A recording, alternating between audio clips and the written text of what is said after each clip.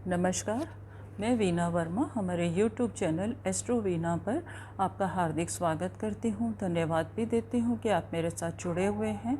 आज हम चर्चा करते हैं कि मीन राशि के जातकों का सितंबर का महीना कैसा जाएगा, उनको क्या क्या हासिल होने वाला है, क्या वो अचीव करेंगे और कैसा उनके साथ रहेगा, इस बारे में हम चर्चा करते हैं। तो उस चर्चा को आगे बढ़ाने से पहले हमारे लिए ये जान लेना बहुत ज़रूरी है कि मीन राशि के जातक कौन से होते हैं, क्या उनका व्यक्तित्व होता है, मीन राशि किसको रिप्रेजेंट करती है और उसमें ट्रांसिट में और ट्रांसिट यानी कि गोचर की क्या पोजीशन चल रही है, उसी के आधार पर हम प्रेडिक्शन कर सकते हैं।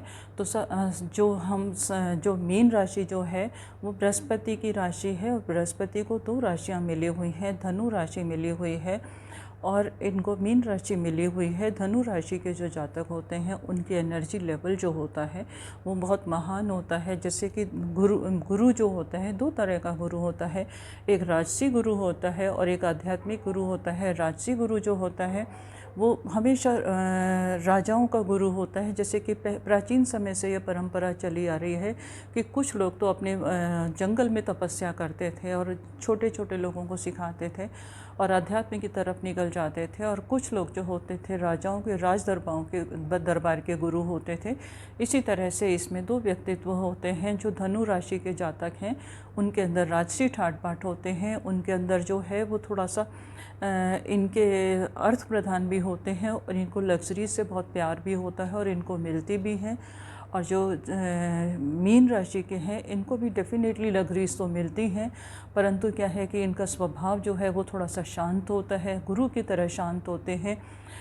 लेट देम गो वाली बात होती है इनके अंदर, किसी को हर्ट करना पसंद नहीं करते। और इनके साथ में एक बहुत अच्छी बात होती है कि अपनी ही पसंद के, अपने ही जैसे लोगों के साथ खुश रहते हैं, जैसे इनको सर्कमस्टांसेस पसंद है उसी तरह के लोगों के साथ इनको कंफर्टेबल लगता है। जैसे कि मीन को मछली अपने ही जल में ही कंफर्टेबल रहती है, बाहर आके उसकी एनर्जी ख़त्म हो जाती है, तो ये लोग भी अपने जैसे लोगों के साथ ही कंफर्टेबल रहते हैं, बड़े सोफिस्टिकेट होते हैं और आसानी से जो है परिस्थितियों के हिसाब से ढल नहीं पाते। इनको बड़ी परेशानी होती है सर्कमस्टांसेस के अकॉर्डिंग चेंज होने में, परंतु फिर भी ये बहुत सफल होते हैं, जैसा वो चाहते हैं वो हासिल कर लेते हैं।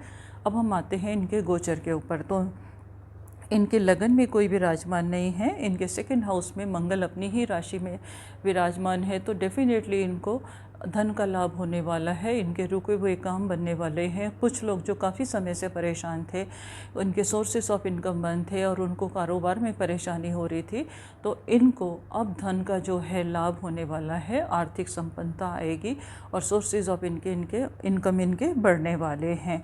और इनके फोर्थ हाउस में राहु विराजमान है, तो इनको कोई प्रॉपर्टी का, धन का, ज़मीन जायदाद का लाभ होने वाला है, वाहन का सुख भी मिलने वाला है। अगर इनकी प्लानिंग चल रही है कि काफ़ी समय से कि हमें कोई नया वाहन खरीदना है, नया भवन खरीदना है, तो इस वक्त इनकी जो अभिलाषा है पूर्ण होने वाली है। इनके फोर्थ हाउस में शुक्र विराजमान है, तो शिक्षा के क्षेत्र में इनको सफलता मिलेगी। कुछ विद्यार्थी वगैरह जिनको प्रॉब्लम आ रही थी कुछ समय से एजुकेशन में या किसी भी तरह से, उनको इस वक्त सफलता मिलने वाली है। कुछ टेक्निकल एजुकेशन में, आर्ट से रिलेटेड इन चीज़ों में अगर जाएंगे तो डेफिनेटली ये सफल होंगे और इनको सफलता मिलेगी और जो ये चाहेंगे हासिल कर लेंगे। थोड़ा सा कंपटीशन रहेगा, पर हर कंपटीशन में ये आगे निकल जाएंगे। सूर्य जो है इनके पंचम भाव में, छठे भाव में विराजमान है, तो छठा भाव कंपटीशन का भी होता है, बीमारी का भी होता है, तो इनके लिए, और ये थोड़े से डेलिकेट भी होते हैं, तो इनके लिए बहुत ज़्यादा ज़रूरी है कि अपने स्वास्थ्य का विशेष ध्यान रखा जाए। और थोड़ी सी ऐसी चीज़ें अपनी डाइट में, इनको क्या है कि डाइट में इनको मैं ये कहूँगी कि इनको थोड़ी सी जो भोजन है वो अपना लाइट रखना चाहिए, जिसमें लिक्विड डाइट ज़्यादा हो।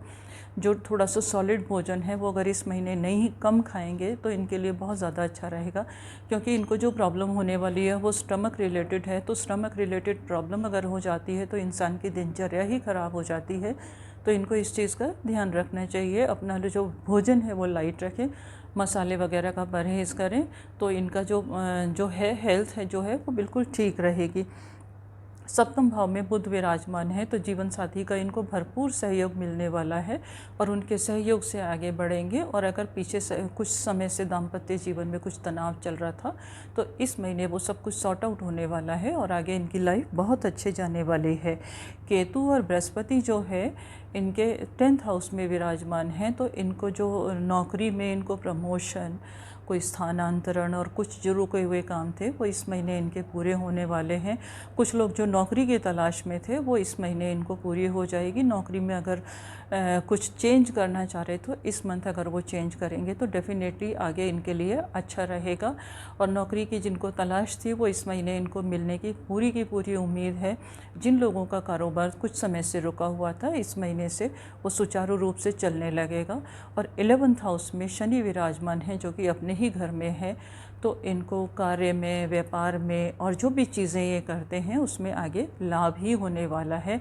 और इनके जो शनि की जो तीसरी दृष्टि है इनकी 1st हाउस पर आ रही है, तो डेफिनेटली इनको अंदर दूरदर्शिता आएगी, पेशेंस आएगी, शांति आएगी और शांति से सोच के आगे बढ़ेंगे तो इनको आगे सफलता मिलेगी। कारोबार में उन्नति होगी।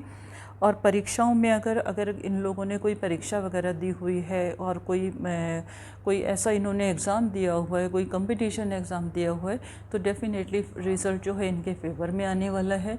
और अगर ये किसी इंटरव्यू के लिए जाने वाले हैं तो इनको सफलता मिलेगी। अगर ये किसी इंटरव्यू के लिए जाने वाले हैं तो मैं इनको क्या है कि इंटरव्यू में जब हम जाते हैं तो हमारी जो वाक शक्ति देखी जाती है और कितना हम कॉन्फिडेंट रहते हैं वो सब चीज़ें देखी जाती हैं, और कितनी आसानी से हम दूसरों की बातों को समझ के जवाब दे देते हैं वो सब चीज़ें देखी जाती हैं। तो इनके लिए मैं सलाह दूंगी कि जो मंगल है इनके मुख पर विराजमान है और बृहस्पति इनके कर्म भाव में विराजमान है, तो ये अपने गुरु को नमस्कार करके जाएंगे, हनुमान चालीसा का पाठ करके जाएंगे तो डेफिनेटली इनको इंटरव्यू में किसी भी उसमें सफलता मिलेगी।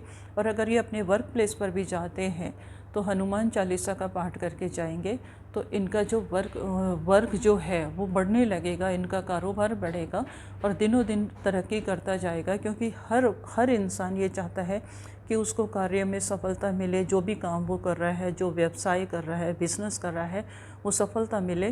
तो सफलता तभी मिले, सफलता के लिए हमारे को ज़रूरी है कि हमारे पास धन संपत्ति अपार आती रहे। तो धन संपत्ति अपार आने का इनको पूरे महीने भी अगर ये पूरे हनुमान चालीसा का पाठ करके जाएंगे तो डेफिनेटली इनको सफलता मिलेगी। और इन जातकों को करके जाना भी चाहिए, क्योंकि इनके जो 2nd हाउस का स्वामी है वो मंगल है और भाग्य स्थान का स्वामी मंगल है, तो इनको हनुमान जी की पूजा हमेशा करनी चाहिए, जिससे कि इनको कारोबार में भाग्य की वृद्धि हो, कारोबार में उन्नति मिले, धन का आगमन होता रहे। इसको ये हमेशा करते रहेंगे तो आगे बढ़ते चले जाएंगे। उम्मीद करती हूँ कि ये जानकारी आपके लिए फ्रूटफुल होगी और इससे आपको लाभ मिलेगा। और आपको अगर लाभ मिलता है, मैं जैसे आपके साथ शेयर करती हूँ, तो आप भी मेरे जो चैनल है लोगों के साथ शेयर करेंगे तो मुझे अपार खुशी मिलेगी। इसके साथ ही मैं आपसे विदा लेती हूँ। धन्यवाद। एक नई जानकारी के साथ आपसे फिर मुलाकात करूँगी। धन्यवाद।